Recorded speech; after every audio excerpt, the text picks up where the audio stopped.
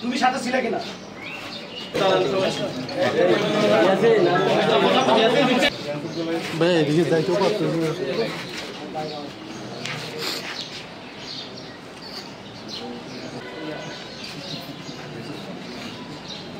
আপনারা জানেন গতকালকে বিকালে আমাদের এখানে সাংস্কৃতিক কেন্দ্রের সামনে একটা ছিনতাইয়ের ঘটনা ঘটে এবং তাদের ছিনতাইয়ের কাজে ব্যবহৃত একটি মোটরসাইকেল সহ বিভিন্ন জায়গা থেকে ছিনতাই হওয়া 11টি মোবাইল আমরা উদ্ধার করি।